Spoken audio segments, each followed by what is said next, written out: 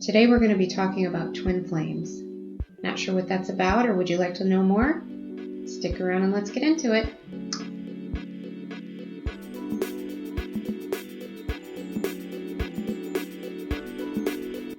Hi and welcome back to the Wholeness Shift.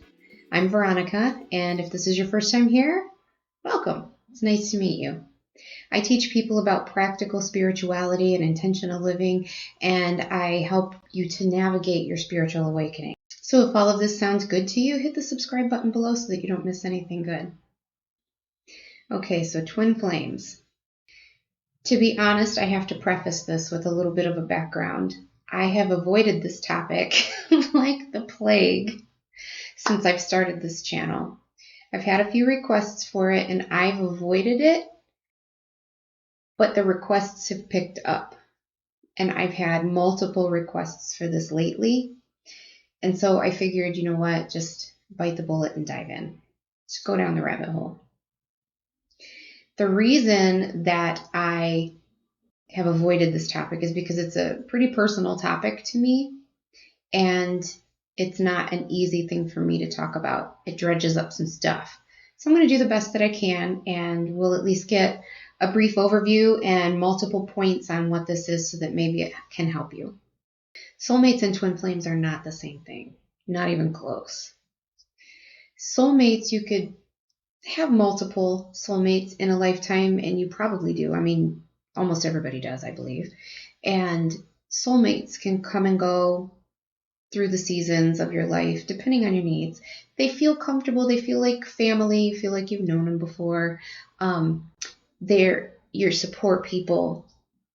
Twin flames, on the other hand, are your exact energetic counterpart. See, when a soul reached a certain frequency or whatever, it decides to split into like a yin and a yang. And that other half of you is your twin flame. They are your exact energetic reflection. And then you guys decide to work on yourselves and rebuild each of those halves of yourself until that missing part of you is whole again. So twin flames, when you're around them, holy hell, it is on a whole different level than anything you have ever experienced. And there's only one of them. You only have one twin flame. Sometimes you're not even incarnated together. The thing is that it can be so powerful, so combustible, that if you are here together on Earth, you really are never allowed to be together. You may come together, but you will be parting ways again because it's just so intense, and that's the dynamic that you have. Your purpose is to activate one another. So there will be a definitive before and after to this relationship. There is before I met this person and they came and I will never be the same. And then there's after. They spark some kind of spiritual growth or enlightening or awakening in you. You do that for each other. Okay, so let's cover a few points about twin flames. One, these relationships are usually unconventional. One person may be taken and unavailable, or one person may be a runner and emotionally unavailable. You meet in an odd way. They're just unconventional. It may not even be a romantic thing. I mean, parents and children can also be twin flames. You're drawn together so magnetically that it's hard to resist or reject. Like a magnet to steel. You feel at home and comfortable with this person in a way that you never have with anyone before. That doesn't mean that you can't love or be comfortable around other people too. This is just on a whole other level. You feel free to be yourself in a way you've never felt free to be yourself before. Time doesn't pass. You could go years without talking to each other and pick up exactly where you left off. For one reason or another, you can't be together. It never works out. Even if you try, it feels like you're just always saying goodbye. You probably have had dreams about each other. You feel energetically connected to them, and if you have any kind of a spiritual gift like clairsentience, you can feel them. It feels like the most natural thing in the world to show this person love and affection. Their physical presence or even just the sound of their voice has a visceral effect on you, even over the phone. Like you hear their voice and your blood pressure goes down. You're attracted to them on every level, like mentally, spiritually, emotionally, personality-wise, like magnets of steel. Anyone within 50 feet of you can tell that there's something different about this relationship. If it's your kid, that you might be accused of having a favorite child. If it's a relationship, people are going to know. You're not hiding it. And like I discussed earlier, this is a relationship that activates each other on a spiritual level. You come together, you activate each other, activate growth, activate ascension on some level, and then you go apart. And even when you're apart, you're working on growing yourselves. You may have to come back together to activate something else, and then you go back apart. You can't stay together. However, when you're with this person, they change you. It's alchemy. You go apart, you continue growing. And the thing is that with your twin flame, when you grow and make some goals or, evolve a little bit, they can reap the benefits of that and they don't even realize it. So together, you guys are helping to evolve each other. That wasn't very articulate, but I hope you understand what I was trying to say. This relationship guarantees a fast track evolution. That more articulately says what I wanted to say. When you come together, you are guaranteed to have all of your issues come to the surface so that they can be dealt with so that you can evolve. The job of your twin flame is to spur you towards your life's mission. So that twin flame will burn up all of the excess stuff that shouldn't be there. They bring bad habits, old baggage.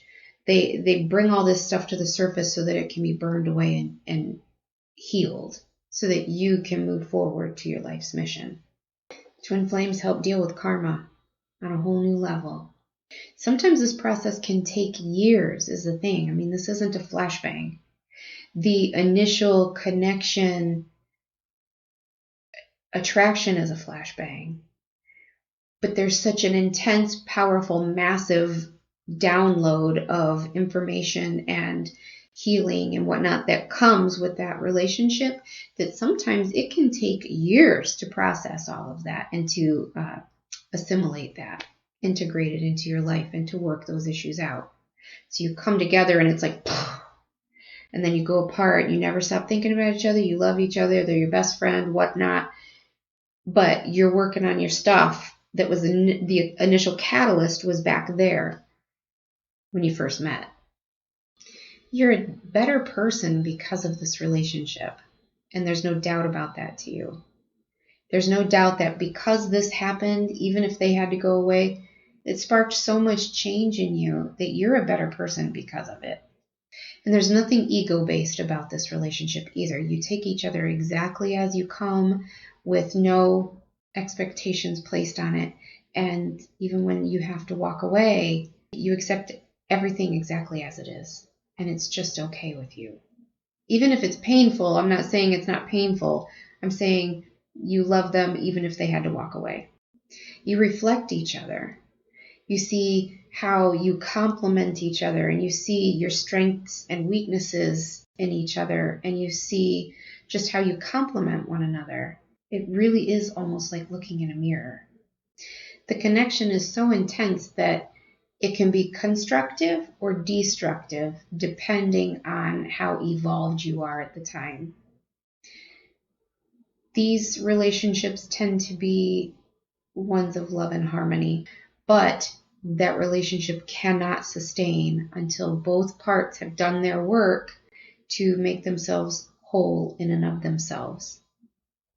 And typically that doesn't happen in just one lifetime. Now, why is this such a sensitive topic for me? I'll share just a little bit about it. Many, many years ago, there was a person who actually was a reader of my blog back in the MySpace days. He found me on MySpace. I'm dating myself. But anyways, he had found my blog on MySpace, became one of my most avid readers, commenters, eventually became my friend over the years. We became friends and we began a friendship offline. From the moment I saw his picture, I knew there was something about him. I was drawn to him, and vice versa, he says. When I heard his voice on the phone, it ratcheted to an entirely different level. When we saw each other, it was just explosive. I have no words to articulate how strong this connection is. We've all met people that we connect to right away or that we just have mad chemistry with. This was nothing like I've ever experienced. And for reasons outside of our control, we could not be together. And when we parted ways, this was also different than anything I had ever felt or experienced before. I mean, I've been divorced. I've had breakups. I've been distraught. This was a whole new stratosphere. Those didn't even register on this love quake scale, you know what I mean? I was bereft. Like I felt like a piece of me had gone away. And I mean, that was years ago. That was 2009. So 11 years ago. And I would say that the intensity has never died down. It doesn't go away, which is also the strange part, right? So during this whole process, I mean, it was just crazy to me how alike we were. Like I have never met anyone who saw me the way he sees me. Like he sees the real me and he appreciates all of it. He doesn't find flaws. He doesn't see inadequacies. He doesn't think I'm weird for the things I believe in or anything. He just sees me and is fascinated with me and he loves me. And that's how I felt for him. There is nothing that he could do or say that would ever affect my love for him or my affection for him. This was a divine, unconditional love on a whole other level, like you'd have for your children, or maybe even more. I don't need to possess him to love him, and I don't need him to behave under any expectations that I would place on him in order to love him. I just love him for who he is, how he is. And he used to say, I can't believe how alike we think. I've never met another human being who understands my brain like you do.